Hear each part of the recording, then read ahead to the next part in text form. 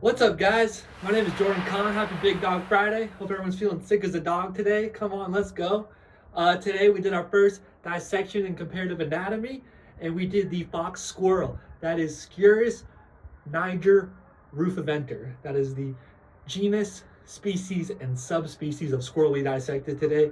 I had a great team. I had a lot of help. We had NJ Jeong, we had Emily McLeod, and we had Laura Zimmerman, and they did most of the work. I was just there having a great time. We got some great facts coming for you. We got some great dissections. So let's get this video started. Come on.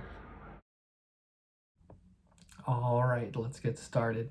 This is our red fox squirrel. It was brought in to K-State necropsy, and Dr. already told us that it was euthanized. We don't know why or who brought it in, but we started with our external exam. We were palpating the bones, the joints, making sure there were no abnormalities. We checked the skin and the fur. We were actually checking for ticks because there's a tick-borne disease that is zoonotic called tularemia, and it is a disease of wild rodents and rabbits, and cats that are outdoors usually get it and suddenly die from it. So it is a very severe disease that is common in Kansas, so we were worried about that, and we didn't see any of the associated lesions with it when we opened up the squirrel, so hopefully it will all be okay. So next we did our oral exam on the squirrel. Here you can see the mandibular and maxillary incisors. Those mandibular ones are very long. They use them to break open seeds, nuts, and other things they eat, and they naturally get worn down in the wild. In a lot of our pet rodents and rabbits, we don't provide them with the proper enrichment sometimes, and those teeth can grow too long. They can grow to the sides and cause a lot of problems. So oftentimes they come into the vet for tooth trims, and I saw one on a rabbit. We shaved down those bottom incisors and lined them up nicely to where they normally should be, and that was a very cool experience to see. In this next picture, you can see some of those upper molars and the one premolar they have. So this squirrel has on each side, top and bottom, one incisor, one premolar, and three molars. No canines. It's not a dog or cat. It's not a humans have canines. This one right here. And they actually have a diastema. It is the gap between the first incisor and the premolar, and it's a space, and we use that space sometimes to pry open their mouth without getting bit. It's very difficult to open their mouth, and sometimes you have to medicate them or feed them with a syringe if they are not eating. So you can use that diastema to your advantage to get in those nutrients or medication. In this next picture, we actually cut along the sides of the mouth to be able to open it because it's very difficult to open their tiny mouths. And here you can have a better visualization of the premolars and the molars on the top and bottom. So it was very cool to see the entire oral cavity of this squirrel. Now it's time for the fun part. Let's get cutting. All right, so we did a ventral midline incision along the full body of the squirrel, and we removed the skin, got that all out of the way, and what we saw were some ribs first. That's what you're gonna see first, some underlying fascia. So we cut those ribs out.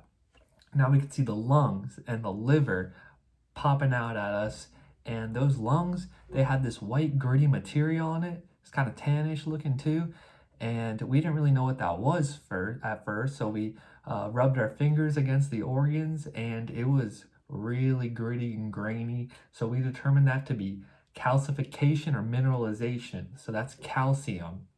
So after that, we visualize some other structures. Here is the caudal vena cava coming out of the heart going into the right crus of the diaphragm. We all saw that yesterday on our radiology exam. So shout out to Dr. Hallman for teaching us how to see the caudal vena cava on a radiograph. Then we took out the pluck, and the pluck contains the trachea, the lungs, and the heart. And we included the tongue on this one. You can't really see it in the picture, but it's at the very top. And we really just wanted to visualize the lungs and the heart better. And we were confused on why there was so much calcification on the organs. But I dug my notes back up from Dr. Mosier's class, and I determined this to be dystrophic calcification. And basically, the calcium leaks out of all the organelles of the dying cells, and then it forms this calcium crystal, and then the calcium starts piling on, and it makes the tissue very gritty. And it was very local in the thoracic cavity. We saw it on some of the pleural surfaces. So we did not think that would be systemic calcification. It was probably just a result of the euthanasia. Usually in these small mammals, you try to inject the euthanasia solution directly into the heart, which is called a intracardiac stick is what they call it. And that probably caused that tissue to die, and then resulting in the calcification in that specific area. So that was that. And then in these next few videos, Laura will be going through the different lung lobes and the liver lobes. So let's check that out. Okay, so here we have the right cranial lung lobe, the right middle lung lobe, which is kind of stuck to the right caudal lung lobe. Then we have the accessory lung lobe, which starts on the right and then comes over to the left side. And then we have the left lung lobe, which is all one lobe. Okay, so here is the squirrel liver, and here we have the left lateral lobe, the left medial lobe, the right medial lobe, the right lateral lobe, and the caudate lobe. Thank you, Laura. That was awesome. I'm always forgetting all those lobes of the liver and the lungs, confusing them. Caudate and quadrate. Come on. How am I going to remember that? All right, now we're just going to run through some of the different organs that we found. So here we're starting with the spleen. It looks nice and dark red. That's the color we want to see. We have some intestines full of food. We had the stomach, but it ruptured and all the contents came out. So we don't really have a good picture of that, but you could see all of the food and feces in these intestines here. Now we have the kidneys. The left kidney is the one being held up. You can see the right kidney as well. You can also see the little adrenal gland on top of the right kidney. And you can see the urinary bladder on the bottom right of the picture. Here we have the heart, and we cut open the left ventricle, and you could see the chordae tendineae inside of the ventricle. Here we have the head of the femur and the acetabulum, where the femur fits into the pelvis. So that was pretty cool. Here we have the superficial digital flexor on one of the back feet. Here we have the sciatic nerve. That was really cool to see.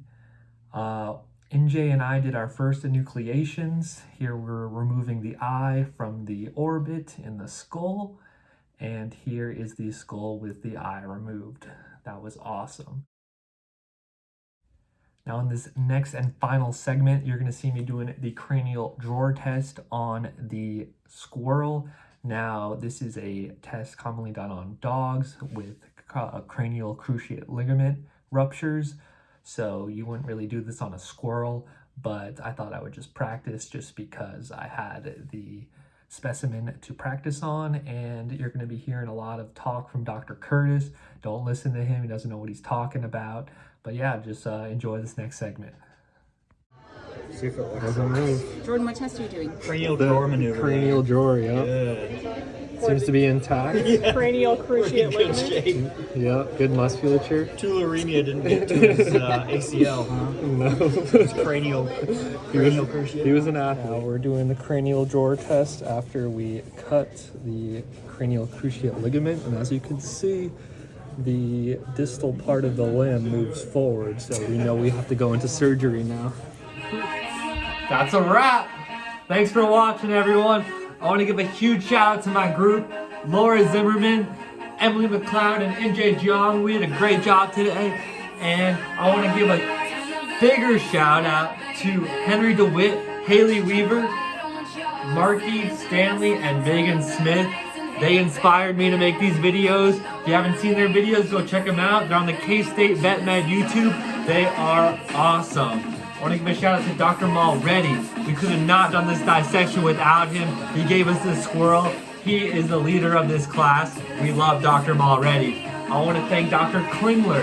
He didn't have many facts today. Hopefully he has more facts the rest of the semester. Same with Dr. Chandler Hansen. We need more facts from her as well. Also, shout out to Dr. Curtis. He had some great jokes today. Hopefully he can turn those jokes into facts next time. If you want a shout out, just give us some facts. We'll get you your shout out. And we'll see you next week. Thanks for watching, everyone. Have a great weekend. Shout out Big Dog. See you soon.